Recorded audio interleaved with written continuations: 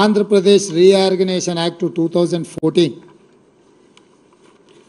రాష్ట్ర పునర్విభజన చట్టము 2014 మీకు గుర్తు చేయాలని ఈ పునర్విభజన చట్టంలో part 9 management and development of water resources section 84లో స్పష్టంగా కృష్ణా నది మీద గోదావరి నది మీద ఉన్న ప్రాజెక్టులను రివర్ మేనేజ్మెంట్ బోర్డుల ద్వారా కేంద్ర ప్రభుత్వానికి స్వాధీనం పరచడానికి అవసరమైన విధి విధానాలు ఈ రాష్ట్ర పునర్విభజన చట్టంలో section 84, section 85, section 86, section 87 almost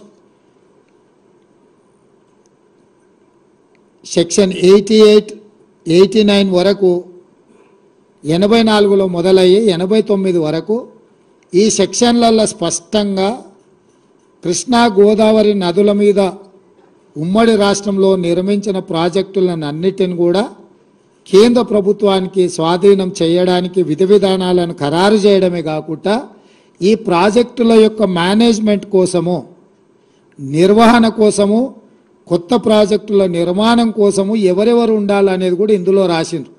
దీంట్లో minister of water resources government of India చైర్పర్సన్గా, government of Andhra Pradesh chief minister మెంబర్గా, government of Telangana chief minister ఇంకొక మెంబర్గా, అంటే కేంద్ర ప్రభుత్వము జలశక్తి మంత్రి చైర్మన్గా, ఆంధ్రప్రదేశ్ తెలంగాణ రాష్ట్ర ముఖ్యమంత్రులు మెంబర్స్గా వండుకుంటూ దీని విధి విధానాలను ఖరారు చేస్తూ ప్రాజెక్టుల యొక్క నిర్వహణ, కొత్త ప్రాజెక్టులు నిర్మించాలనుకుంటే తీసుకోవాల్సిన నిర్ణయాలు ఫిబ్రవరి 2, 2014 నాడు పార్లమెంటులో ఆమోదం పొందడం జరిగింది.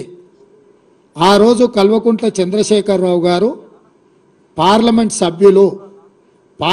సభ్యుడే కాకుండా ఈ పునర్విభజన చట్టం మీద ఎప్పుడు చర్చకు వచ్చినా ఆనాటి కేంద్ర ప్రభుత్వం ప్రతి అక్షరం నన్ను అడిగి, నన్ను సంప్రదించి ఈ చట్టాన్ని రూపొందించారు. దీనికోసం ఎన్నో రాత్రులు నేను నిద్రపోకుండా ఈ పునర్విభజన చట్టాన్ని రాపించిన అని చంద్రశేఖరరావు చెప్పిండు.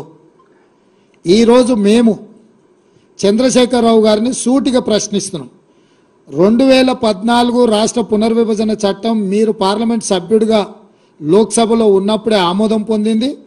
ఆనాటి ప్రభుత్వం మిమ్మల్ని అడిగి మీ సూచనల మేరకు, మీ సలహాల మేరకు మీరే ఈ పుస్తకానికి, ఈ చట్టానికి రచయిత, మీరే కథా కథనం నిర్వహించి ఈ చట్టాన్ని తెచ్చిండ్రు.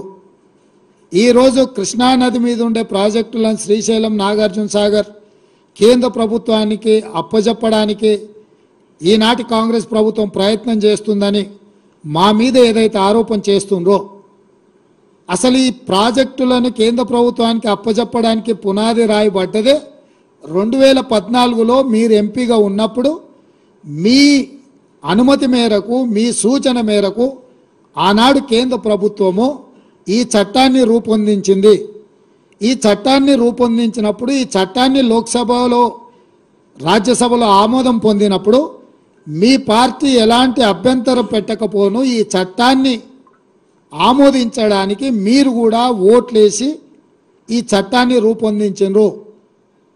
అంటే ఈరోజు ప్రాజెక్టుల అప్పగింత వల్ల తెలంగాణకి ఏదైనా నష్టం జరుగుతుందంటే ఈ చట్ట రూపకల్పనలో భాగస్వాములు, బాధ్యులు చంద్రశేఖరరావు, అదేవిధంగా కేశవరావు గారని నేను ఈరోజు ఆరోపణ చేయదలుచుకున్నా.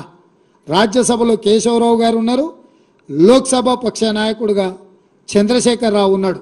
అంటే టీఆర్ఎస్ పార్టీ ఆమోదం మేరకే ఈ చట్టాలను ఆమోదం చెందింది. ఈ చట్టం ఇట్లా రావడానికి కారణం చంద్రశేఖరరావు గారని మా ప్రభుత్వం మొట్టమొదటి ఆరోపణ చేస్తుంది. అదే